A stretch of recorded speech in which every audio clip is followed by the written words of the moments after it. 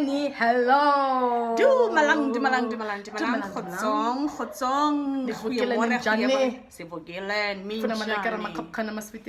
No, let's do it nice. Minjani. What? Minjani. And welcome back to our YouTube channel, guys. Thank you so much for the love we have received. We received over 1,000 views in less than 24 hours. And all the subscriptions, the comments, we see you guys. We love you guys. We are feeling the love. We are loving the love. Yes. But we'll give you a moment of silence just in case you have not subscribed to do it right now. Moment of silence. Jingamansh. Yes, there we go. I hope you hit the notification button as well so that you get fresh new content every week from us. Alright guys, so by the name, I go by the name of Shura the DJ, and I go with my mother. I am Aus TD and Mum TD to the young ones. Yes, and together we are the royal lineage, guys. So yeah, subscribe, as I said, to become a part of the royal family. So today's topic, we'll be doing a little bit of myth-busting. Mythbusters, Ghostbusters. Guys, we'll be playing a game called Truth or Myth, the sex edition. So basically, I'll be asking my mom, who is a conscious sexuality educator and relationship coach, and all of some questions that have been in our hearts and minds and on social media, just conversations we'll be having, and yeah, she'll just be clearing out the air, telling us if it's the truth or it's just a lie, it's just a hoax. It's a myth. It's a myth. It's a myth. It's a myth. It's a myth. You gimmick. No, my truth. All right, so first one, mother. I think this one is not even just a myth or a thing. It also requires you to have a comment. Yeah. Is the rougher the sex, the better. And your comment or opinion on comments that we are making as young people, like, I will bruise your cervix, I will rearrange your guts, I will stretch you out. I need to sex. But they will do what to But they will. The cervix. They'll bruise the cervix. They'll rearrange the guts. Okay. Okay. So this is a myth. It's a myth. And it comes from, lack of knowledge, to say that the harder it is, the more pleasurable it is. It is not true. And because most people, get to interact with sex from pornography, they think what they see on pornography is actually, what should be done, and it is pleasurable. It is a myth. Because first of all, the magic is on the walls. The magic is on the vaginal wall. So it's not about how hard you do it, because Jano or MC Hammer, you know that MC Hammer time. Good. MC Hammer. It's Hammer time. So you don't have to be MC Hammer or like a script aftertaste yabo MC Hammer. I'm gonna rearrange your guts, I'm gonna do this and that and the other, and your uterus No. So the magic is in the walls. So no hammer time. I think I agree with that one. I think as soon as someone comes at me with that energy, I'm like, whoa. And I think that's where consciousness comes in, because the script that is running in the person's mind, their headspace is what's gonna happen in the bedroom, So if they come with your rearrange, I will take your uterus, so it really means that is how. So it means that is what they're gonna do. So you listen, you listen to the consciousness of a person. Where are they? Are they gonna make love to me, or are they gonna rearrange me? So there's a difference. Yabana. So no more hammer time. NDT, world messed up, upside down, inside out, because someone came with energy of, I'm going to rearrange. And they really did. My God. I didn't think of it that way. I actually didn't think of it that way. Sorry guys, my dogs were trying to make a feature in the video as well. If you heard them in the background, they're part of the fam, they're part of the royal fam. So sometimes, you can't choose family. You can't choose the lineage. They are part of. Okay, so the next one is the vagina enlarges after sex. the vagina enlarges after sex. Okay, so this is also part of the myth that says women who sleep around a lot have bigger vaginas. Yeah. So the size of your vaginal canal says nothing about your sexual history. Okay. It says nothing, absolutely nothing about the sexual history. As women, we also have different sizes, you know. There's others who have a longer vaginal canal, some have shorter, you know. So it says nothing about it. So, in fact, let me just say, your vaginal muscle, like any other muscle, if you don't use it, you lose it, you know. So it becomes loose. So in an actual fact, you find that the women who have sex on a regular have a tighter muscle, you know, their muscle is because, you know, they use it. Okay. And this is not to say that people should go out having sex a lot because they want tighter vaginal muscles. There is a way, you know, there's Kegel exercises, there's Kegel balls, there's yoni eggs, you know. As a woman, I think the only balls you should have are those ones. Have Kegel balls and have yoni eggs. We are wearing beautiful vibes. Lipstick. Gloss. I knew that you thought I was going to say like, wearing balls. I was like,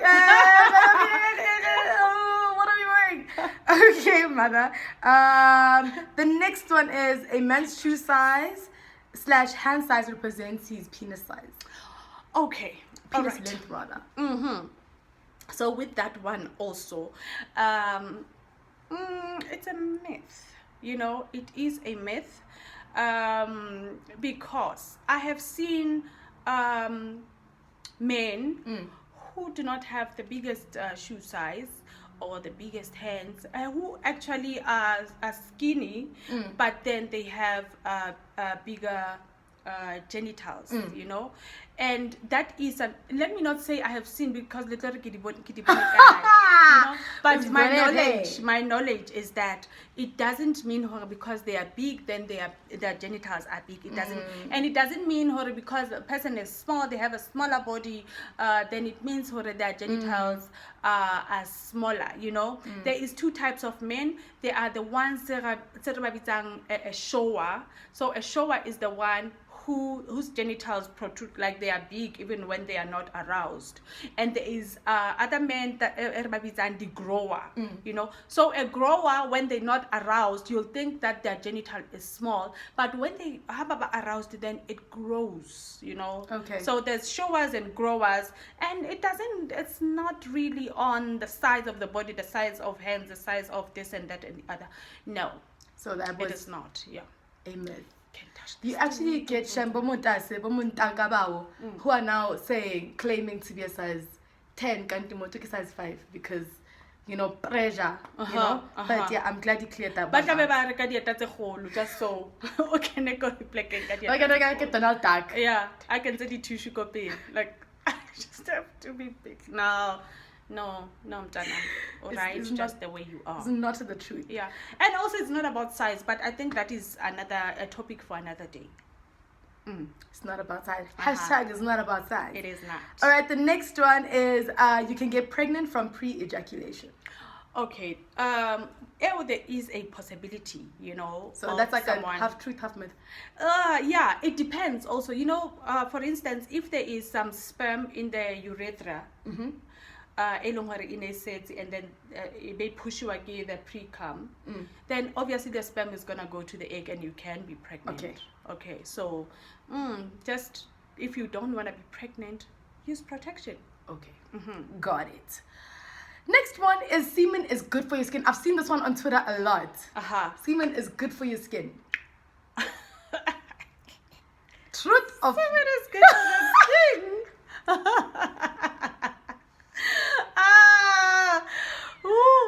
Okay, let's see. Erike Arabe. My thing about semen and sexual juices and sexual fluids is that it depends on the person. Okay. When a person's pH, body, the blood, is acidic. I mean, why would you want to put acidic fluids on your body, you know? So, for instance, those people, those men, jwala and you know, they eat and eat and they drink and go to nyama. Obviously, with too much meat, too much alcohol, your body will be acidic, you know? So it means that everything is acidic. You're producing gas fluid. Yes. I'm kidding. So, Okay, so that is depending on how you treat your body. Depending on how you treat your body. Okay, so let's say now you have a young gentle brother, say, who eats his broccoli, who, you know, who drinks water, who gyms, look, spam has got qualities that healing, you know, it heals. So let me just say, you know, even when you have cuts and bruises in your vaginal canal, there is a component in the sperm that actually heals those cuts. Oh, okay. So it reality healing effect. So I'm guessing that if there's cuts from pimples and stuff, so that aspect of the sperm will heal. Makes sense. Okay. The next one is squirting always has to happen when a woman has an orgasm. So basically, no. It's a myth.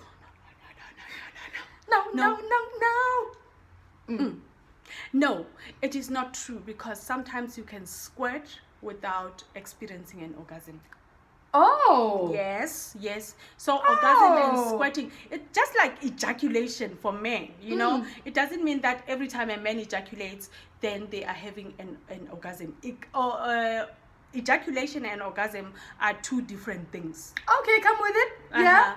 They are two different things, and I think we should have a show on that. Definitely, that's very interesting. This is where consciousness comes in, you know, where you are able to work with your sexual energy, where you are able to work with your orgasm. You know, you understand that I can orgasm without ejaculate. It takes a lot of practice. It takes a lot of practice as well. So it's not true.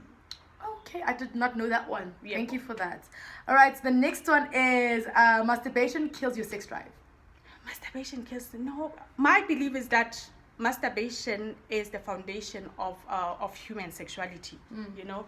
So I don't know how it would kill. I think overdoing it,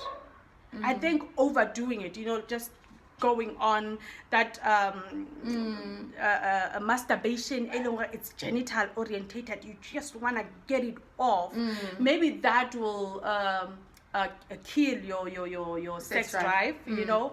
But otherwise, if you are just masturbating so that you understand your level of sensitivity, you know, because our nerve endings are different levels of sensitivity. So if you are masturbating so that you understand, when I'm here, I have reached a point of no return. So it means that I must stop. No return. Yes, the point of return. There's people who just reach point of no return, like especially with people it's okay. Especially with people battling premature ejaculation, then you have to point of no return. You have to know your point of no return. Okay. Okay. All right. Got it. And what do you think of porn? For me, porn is actually very unconscious.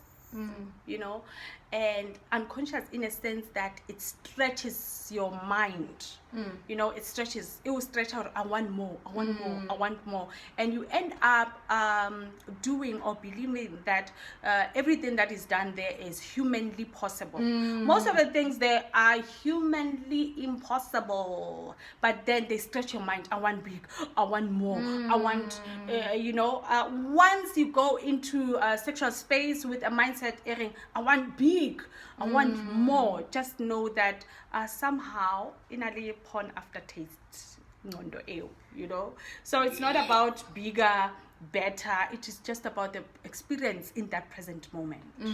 I've actually heard the next one. I've heard you address it at one of your talks, but let's go into it. Kegel exercises are only for women. No, Kegel exercises are for men as well. they are definitely. They're not only for women, because when you do the Kegel exercises, you are actually exercising your muscles. Okay, so and these muscles, they long they force of gravity works with them like any other muscle of the body. So it doesn't mean it only works with women, it works with men. Force of gravity doesn't say what's your gender. It in large gender doesn't discriminate. No, it doesn't. The force of gender. gravity shires everybody. So it is important for men and women to do the Kegel exercises. And also, let me just touch on something with regards to Kegel exercises and tightening for women. When you start tightening your vaginal muscle, it should not come from a space of shame, a space of saying, oh, I am so loose. It should never be from that. It should be from a space where I want to tighten up, and I'm tightening up for my own pleasure, because the tighter your vaginal muscle is, the more your sexual pleasure becomes heightened. Yes. So it is about you. It's about you. It's about you. So don't tighten to say I want him to experience pleasure. It's about you. We tighten for ourselves. Yes. Amen to that. Another one is you have to pee after sex. Have to. No, it's not a have to, but it's advisable that you pee. Okay. It's not a have to. It is advisable that you pee, especially if you are prone to the UTI, urinary tract infections. Then it's advisable that you just go and pee. So yeah, that's that. Okay. The next one is oysters, strawberries, and chocolate, and wine as well, are an aphrodisiac. Okay, let me drink to that. Oysters or milk. And okay, maybe this one needs me to break down everything that you've mentioned. All the key ingredients. Key ingredients. It's sex. Okay, all right. Oysters, strawberries, chocolate. I'm gonna add wine to the list because I know that is a popular thing. If you drink red wine, then shubile. Yeah. So oysters, yes, they are good as an aphrodisiac for men. Okay. Okay, because of the minerals that are in the oysters and stuff. So they are good for as an aphrodisiac for me. Okay, so when it comes to strawberries, for me, I feel like if Europe, the West, didn't introduce strawberries as strawberries and cream. Strawberries and cream. The chocolate. The chocolate. We would be using something else, So much as maybe they work not as an aphrodisiac, but as something that just ignites your eroticism, your sexual energy. But you can do it like a candle. You can do it. The color red is a color that ignites that sexual energy in you. So for me, it is that. If you don't have strawberries, or if you don't like strawberries like me, rather use a candle. And then what was the light other the one? candle, don't put it on each other. That's what she meant, right, ma'am? Yes, because people put candles on each other. What? Chase that. Kanamanje. Hey, little child. Ben. No. Put each other candles on top. What do you mean by that, though? They take the candle wax and they put it on each other. What? I guess it's a preference because the people like bondage and whatever else. But I'm just saying that is a thing. So when you say candles, I'm guessing you mean by lighting up the candle. Lighting up the candle. Oh, okay. All right. So I understand, Horegi, those people who prefer that ecstasy and pain type of. Oh, okay. Yes, all right. Okay, I understand. Yeah. Chocolate. Yes. Okay. No wine. Chocolate and wine. So yes, chocolate does help a lot, especially for women. And red wine, obviously, Leona. Yeah, too. So. Okay. I thought red wine was just liquid courage, but okay. No, not a lot, fella. Not a lot, just a glass. Yes. Okay, so the next one is milk and cinnamon enhances your arousal. I don't believe this has come to the young people, to the young generation. Okay. Milk, honey, and cinnamon. Milk. Cinnamon milk. Yes. That thing. All right. So, the story is cinnamon milk. started from a blog. This woman, I don't remember her name. So she was writing about her experience on the day she had flu symptoms. Okay. So she bought stony ginger beer, you know that concoction? Yes. Dirata. Yes. I don't know if you young people know dirata. She bought stony ginger beer, she bought cinnamon and milk, and I think met lemon. And then she told her boyfriend that, listen, I have flu symptoms, and can you come over? And the boyfriend came and we let this concoction. Okay.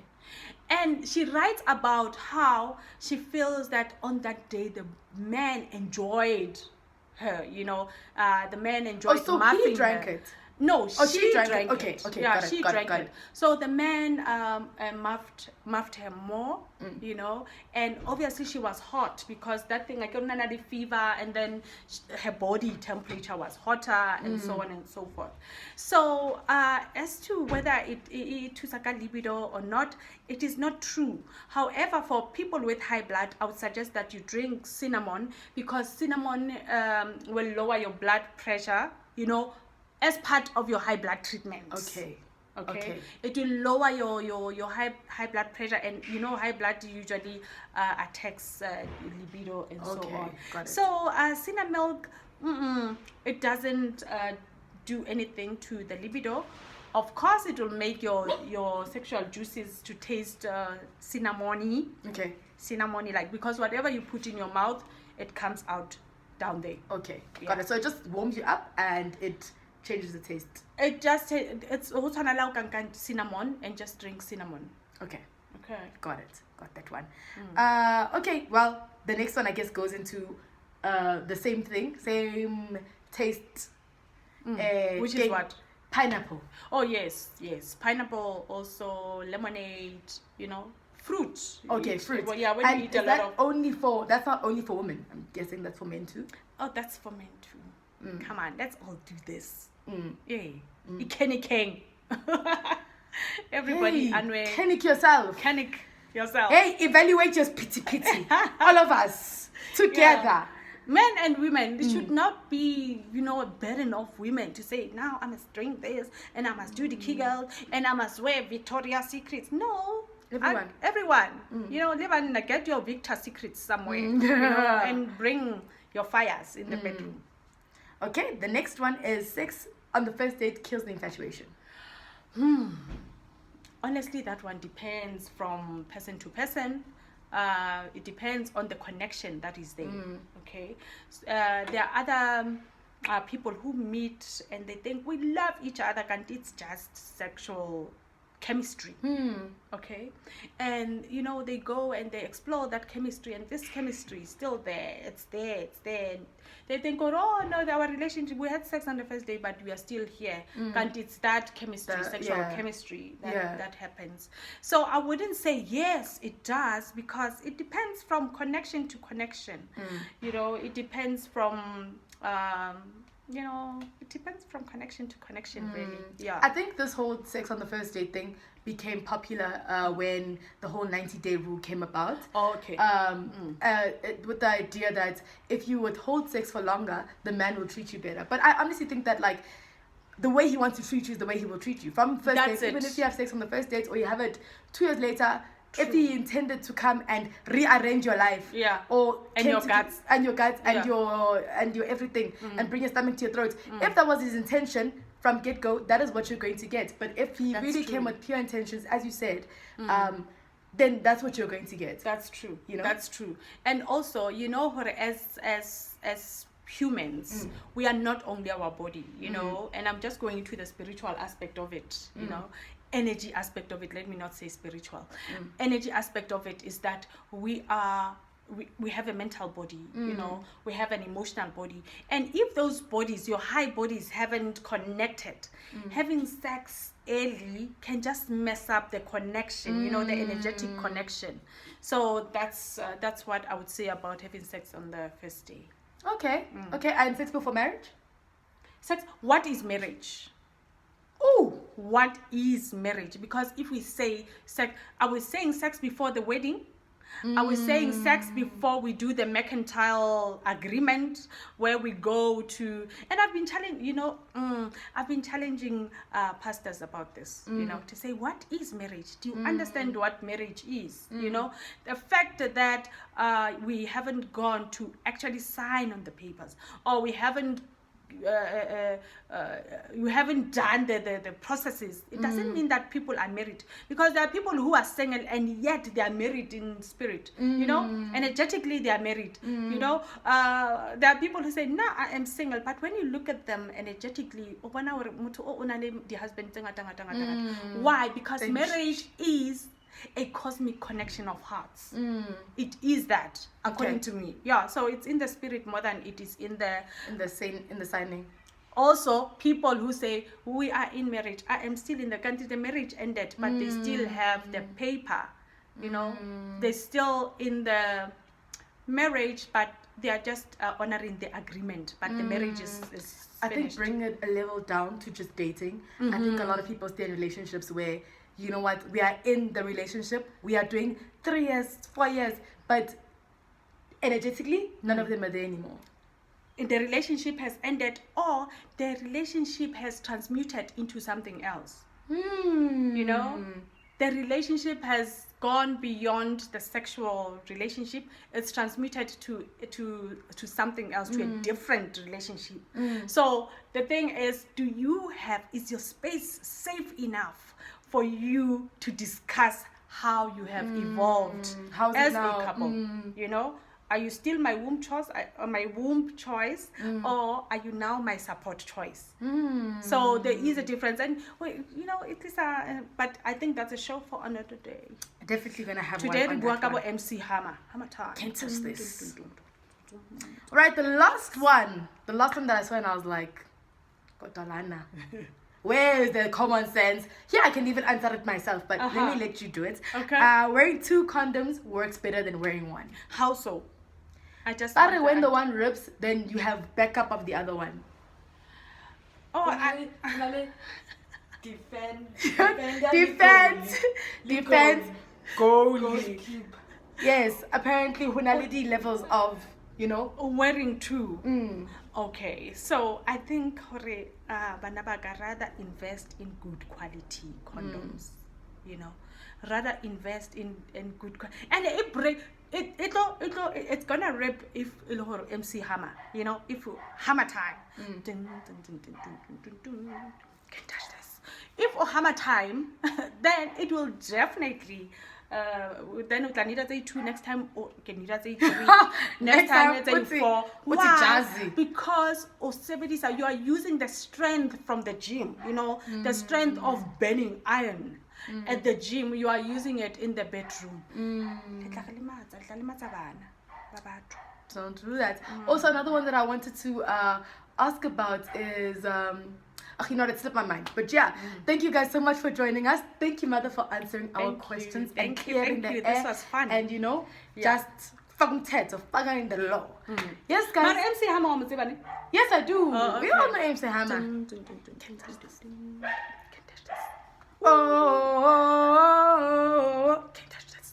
Yes, guys, thank you so much for joining us. Please do again like, comment, subscribe, and become a part of the royal family. And yeah, thank you, Mother, from Share the DJ. And I am wearing lip gloss. They're beautiful, right? Yes, guys. Yes, this is beautiful. I modeled it on my Instagram. Go onto my Instagram. Actually, follow us on social media as well. I'm at Share the DJ on every social media platform. And also, I will be linking down my SoundCloud mixes. There we go. As a DJ, so you guys can hear. And I'm sure my website will be there also. Website will be there. All the details will be there. So yeah, thank you guys for the love. And Sianitanda, Nyaktanda Sunny, Nyaktanda Sunny, Nyaktanda Sunny.